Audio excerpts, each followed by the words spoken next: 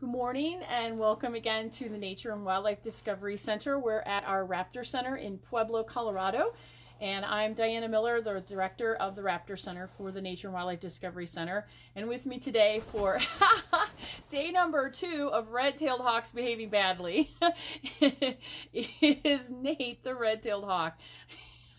I think that they're all camera shy. This is new for them, being alive on Facebook, so hopefully he'll settle down and be a little bit better behaved than Ruby, our red-tail, was yesterday. Well, anyway, again, here at the Raptor Center, our job is to help birds of prey, and we do that in 2 ways. One, of course, is taking care of the birds when people find them sick, injured, or orphaned. And we're finding right now, with the reduction in traffic and people not as out and about as they usually are, that there's a lot less animals coming in, which is kind of nice, since here at the Raptor Center, we are down to a skeleton crew, so it's not too stressful of a time for us with animal care. So we're actually, it's kind of a nice little break that we are getting. The other way that we help the birds is, of course, by teaching about them, and that's a big part of what we do here. And so we do have a lot of birds, like Nate, this lovely red tail next to me, who have handicaps, and they cannot go back to the wild, but yet they can have a job in other than what they would do in nature, being hunters, by helping us be educators, or sometimes they even help us out when we do get in youngsters by being foster parents. So these are great birds to have with us. So again, Nate is a red tail, and as we saw yesterday, of course, red tails have some real signature field marks. So how do you know you're looking at a red tail? Well, it can be difficult because just like humans, hawks come in a lot of different races, or as they're called, morphs. And they can be anything from almost completely white, which would be a partial albino, to totally chocolate brown, which would be a melanistic or completely dark morph red-tailed hawk. Nate's an interesting mix, but he does have, he's got some unusual field marks that kind of set him apart from most red tails. But like all red tails, he does have a dark head, and that's classic in red tails. They do tend to have a dark head. And then usually their breast, he's going to be a little sassy today, their breast is usually pale. And then along their belly, they generally have some kind of indiscriminate marks, dark pattern across. They don't have a complete belly band, but they do have some marks across. And then if they're an adult red-tailed hawk, let me see if I can turn him backwards and show you. Whoop, he's going to go bye-bye. Come on, Nate, you can do this. There we go. There it is. Oh, there's that beautiful signature red tail that adult red tails generally have. I don't know if you noticed. Let me turn Nate backwards in front of me again. He has a lot of white moving through his feathers, which is kind of unusual. We don't often see a lot of white on the backside of a red-tailed hawk. So we're curious, maybe somewhere in his genetics, that perhaps he has a parent in his past or up his genetic line that might have been a partial albino, because Nate has a lot more white feathers on his back than most red-tailed hawks do. So he's a little bit unusual. And again, red tails are a very common hawk. They're found throughout North America. They live in a variety of habitats. And part of the reason they can live so many places is that they have a very diverse diet. So red tails generally can feed on, mostly they feed on small mammals, but literally any food from the size of a grasshopper all the way up to and including something the size of a jackrabbit can be food for a red-tailed hawk. And that's why they're so successful, is because they can take advantage of different habitats and a lot of different food resources. Another field mark on a red tail is, of course, the inside or the underside of their body. So Nate, I'm going to see if he did this earlier while we were practicing. So I'm going to see if Nate would just open his wings for us. Could you open and hold? There you go. Let me back up a little bit. There we go. Get in those wings, open and hold. One thing I was talking about yesterday with Ruby was the petagio patch. And you can see he has that dark patch right here on that tissue we call the patagium. And that's a signature underwing. So one more time, show those beautiful wings. Hawks are known, one of their field marks is their long, wide, rounded wing. And that's a wing built for not just speed, but also to help them with a great style of flying called soaring. And I don't know about you, but if I see a bird soaring overhead, I always stop to watch because I'm just so jealous. What an amazing tool that they have to have these beautiful feathers in a pattern and shape and design that they can literally just ride on warm air currents or thermals rising off the earth. And it's a really great way to travel. It's very efficient. They can travel hundreds of miles, 100 miles or more in a day with very little flapping if they got the right wind conditions. Plus, it puts them way up in the sky so that they can be kind of out of sight to their prey, but yet with their amazing eyes, those huge eyes built for long distance vision, be able to see that prey on the ground. And then, like most day hunting birds, if they are in the air when it's time to go after their prey, they can go into a dive and kind of make their way back to the earth in this fast little action to get to their prey as quickly as they can. Red tails have been clocked generally at speeds of 80 to 90 miles an hour, but they have been clocked as fast as 120 coming in on a dive after prey. And of course, all that speed is to get you close to your prey, hopefully by surprise. They are hunting in the daytime, so it is possible for the prey to see them coming. But with all that speed, by the time the prey sees them, they're probably pretty close on top of them. And that's just to get you there so that you can catch. And that's where bird of prey feet come in. And again, birds of prey have a very large foot. Let me see if I can get Nate, who's going to complain a little. It is Red-tailed Hawk behaving badly weekend. But anyway, he has these very large feet, these beautiful toes, and this is his signature thing that he does to catch his prey. These little feet are pretty impressive. It's kind of interesting to note that Nate weighs a little over 2 pounds, yet the way that his tendons and ligaments and muscle structure are engineered in the foot and leg, he literally has 100, different books say different things, but he has roughly 100 to 150 pounds of pressure per square inch in his grip. So if he grabs hold of a rabbit and he squeezes, he's not going to let go. Plus, with all that power in those toes, behind those beautiful claws called the talons, he's going to be able to drive those talons into his prey to help him hang on to it, and also then to deliver a fatal wound to that bird or that animal so that it dies. Of course, he has to kill his prey before he can eat it, and once he does, then that beak comes back in. So raptors, of course, have that classic hook-shaped beak to help them tear their food into pieces that they can swallow. Now, Nate is actually with us because of food and nutrition. When Nate was a chick, some people found him on the ground at the base of a tree. Now, whether or not they looked and tried to find the nest that he came from, who knows? We don't know the situation. But anyway, they found this little chick, and from their description, he must have been, Nate was probably in the realm of about 7, 8 days old from their description. And they knew that if they left this little helpless chick on the ground alone, he probably wouldn't survive, and they were concerned, so they went ahead and picked Nate up and took him home with them. Now, most people understand that birds of prey eat meat, but meat isn't all that they eat of an animal. Actually, if the animal is small enough, they'll eat the whole thing, and they need to. Birds of prey are carnivores, and when I say, what's a carnivore? People go, it's a meat eater, and that is correct, but it's not actually complete, because meat eaters don't just eat the meat from the food, they actually eat all the parts.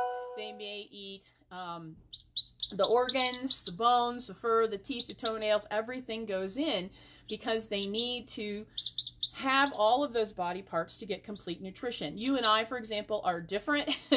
We would, if we eat an animal, we generally just eat the meat, and we get our protein from that, but we get calcium and other nutrients from a lot of times plant material. So humans make use of plants and animals for food, birds of prey, just animals. So if I wanted to eat something, say, healthy for my eyeballs, I would reach for a carrot.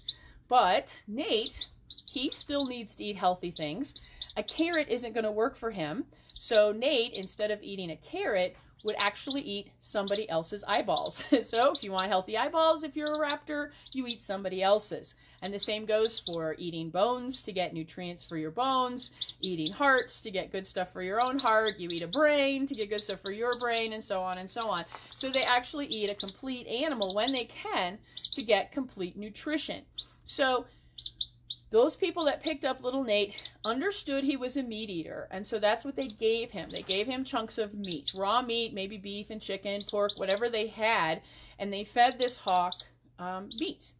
But they didn't understand that he needs complete nutrition. He needed to have complete animals, because even as a developing chick, the parents are ripping and tearing and feeding Nate at the right times the appropriate parts of the animal. So Nate didn't receive enough calcium as a chick. And that meant as he was developing, and he develops very quickly. A red-tailed hawk like Nate starts out about this big. Oh my gosh, they're so tiny and cute and helpless. And they go from this to full skeleton in literally 14 to 20 days.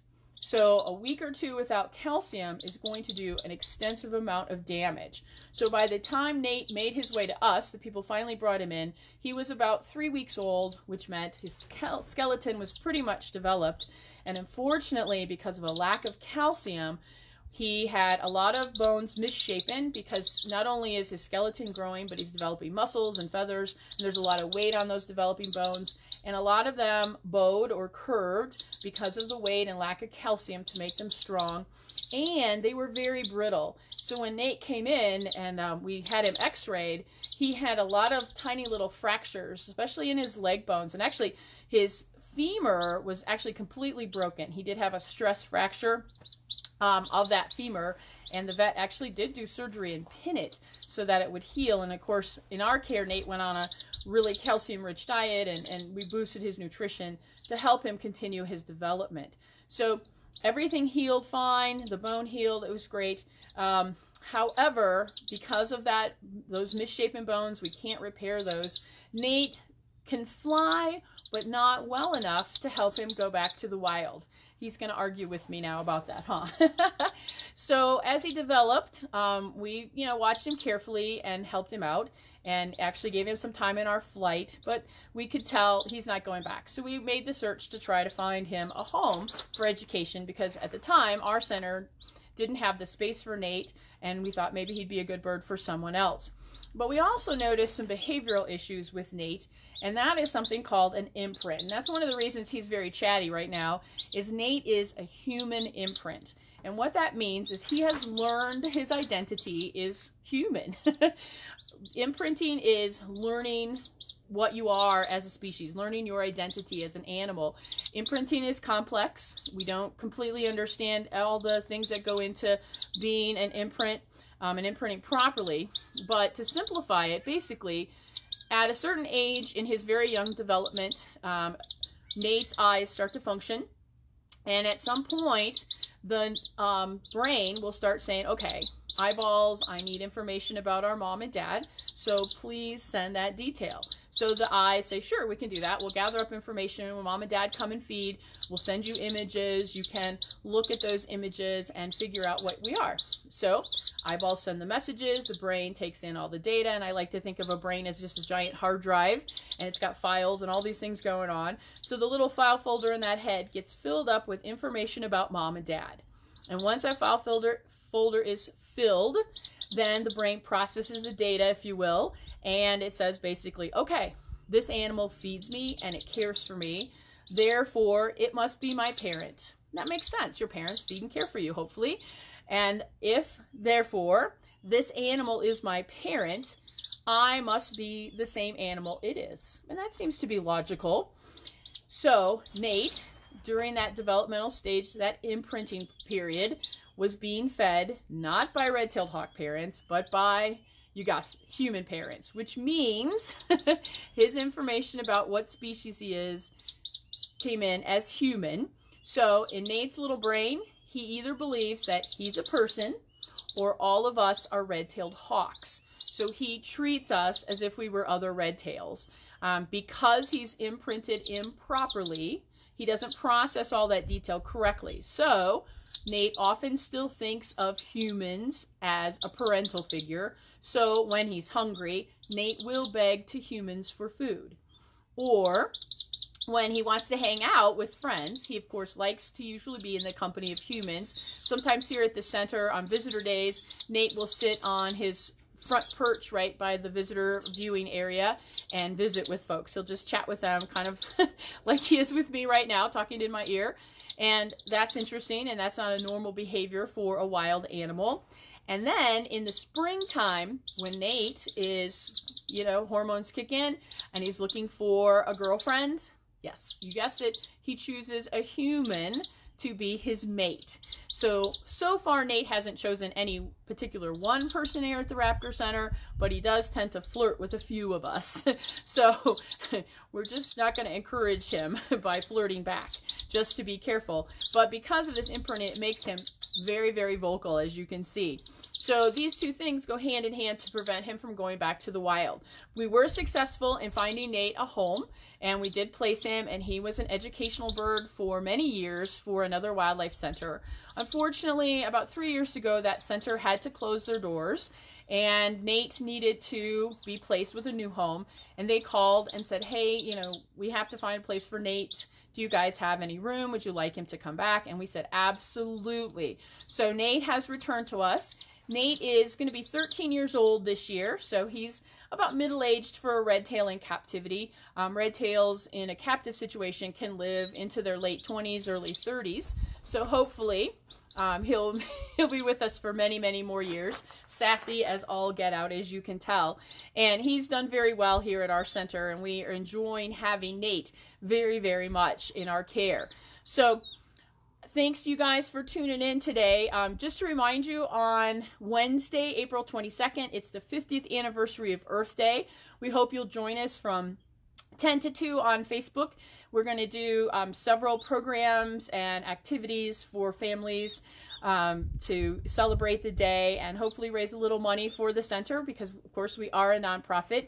If you'd like to learn more about the event, you can visit our website, which is hikeandlearn.org, and or you can give us a call either at our main office, which is 719-485-4444, or you can call us here at the Raptor Center directly at 719-549-2327, and we'd be very happy to visit with you. Do be patient. You might get the voicemails. I said we're on skeleton cruise, so sometimes we're outdoors when the phone rings, but we'll be happy to give you a call back.